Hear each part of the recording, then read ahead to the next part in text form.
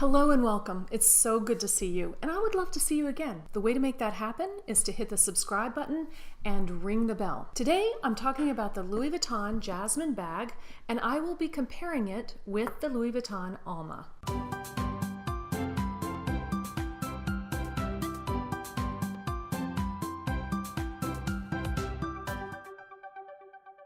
I think the Louis Vuitton Jasmin is an underrated bag. It isn't made anymore, but you can get it on the secondhand market. And one of the great things about the Jasmin is that it is a classic bag and that it compares to the Alma, but it is a lot less expensive on the secondary market. So if you're not sure about the Alma, or if you haven't had Louis Vuitton, or maybe you haven't had an epi leather bag, this could be a good starting point, and I think it's often overlooked. So this is the bag in question. It is the Louis Vuitton Jasmin, and I have it in epi leather. It may have come in other leathers or canvases, I'm not sure. I'm kind of an epi girl, so I got the epi, and this is in a cream color. I'll give you a 360-degree view of the bag. Here is the front. I know it's the front because the logo is right there.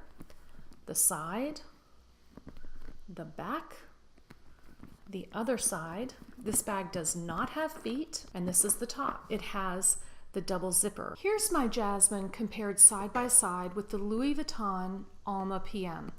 The Jasmin is a little bit wider. It is not as deep, and it is obviously shorter. But these two bags do hold about the same amount. The Jasmin has a lot of similarities to the Alma. Comes in the epi leather, has the double zipper, it has silver hardware, it's a top-handled bag. Unlike the Alma, the Jasmin did not come with a strap, and it doesn't really have a place specifically designed to strap it. You could, if you had an Alma strap that was in a color that you could use, you could clip the strap here and here, but it does not have these specific places to strap the bag. This is really more meant to be carried as a top handle bag, which is the way that I personally carry the Alma. Just like the Jasmin, it has the double zip opening, the Alcantara lining inside. Mine is in gray. It just has one pocket here and no zippers on the inside. My Jasmin was made in France. I'm not sure whether they all were, but this particular one was made in France. Let's take a look at what can fit inside. I generally start filling my bag with wallet, phone, and keys because those are the things that I need to get out the door. Here is my full-size Louis Vuitton zippy wallet, my iPhone 8 Plus, and my Louis Vuitton clay. As you can see, those fit inside easily with plenty of room to add more. So I'm going to add my small toiletry. I think this is the 19. And my eyeglass case. There's still room for more. And my Louis Vuitton planner. All of that fits in the bag comfortably. I can even add a compact umbrella and a hairbrush. That is quite a lot for a little bag. It's certainly everything I need for the day. Let's zip that up. You can see it easily fits.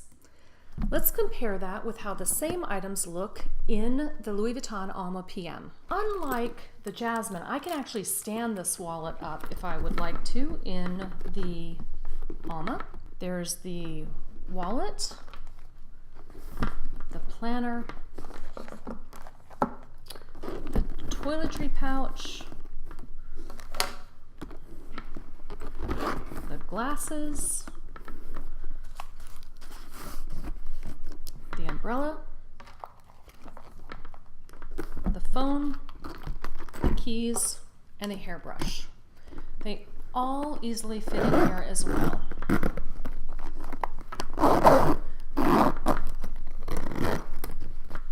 So at first glance, you might think that this is a much smaller bag, but in reality, even though it's not as wide at the bottom, it stays relatively wide, whereas the Alma narrows.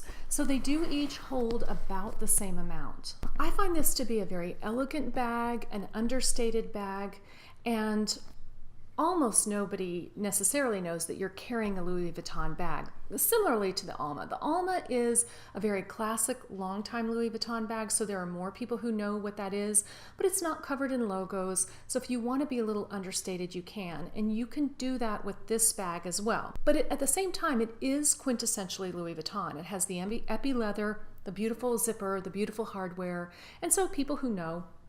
I particularly like this light color in the bag, but it does come in a lot of different colors.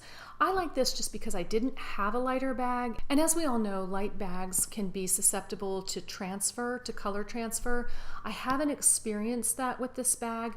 Epi is a little more durable than a lot of the other leathers. I still don't wear this with something that I know that bleeds, but because it isn't a shoulder bag, it isn't really against my body, and I'm able to wear it with just about everything. A word about Louis Vuitton charms with this bag.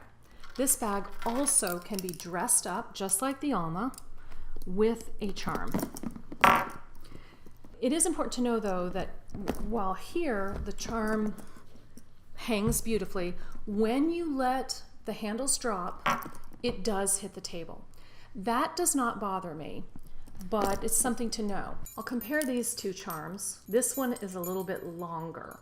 So the charms come in different lengths. You want to make sure you don't get one that's too long if it's going to bother you that it hits the table, or if you already have charms.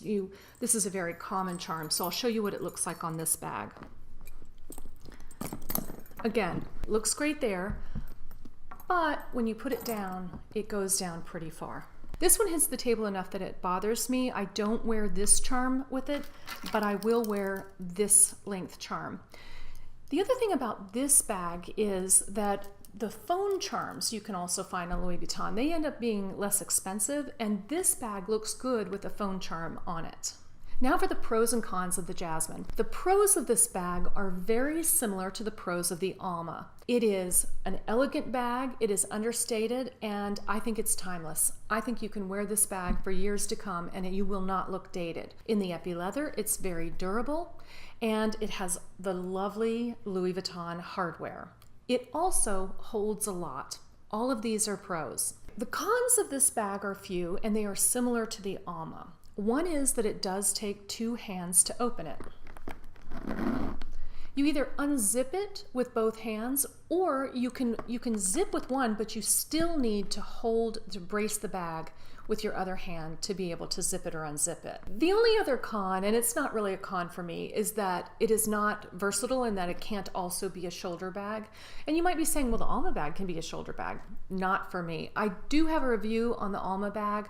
If you want to see that, I'll put it below. But for me, it's not really a good shoulder bag. I don't mind that. When I'm carrying this bag, it's because I want to carry a top-handled bag. That is my review of my Louis Vuitton Jasmin bag and how it compares with the Alma. I'm curious to know what you think. Do you like the Jasmin? Have you ever seen one in person? What do you think about it in general? And how do you think it compares to the Alma? I'd love to hear from you in the comments below. And I would also love for you to subscribe because I would like to see you again. Bye for now.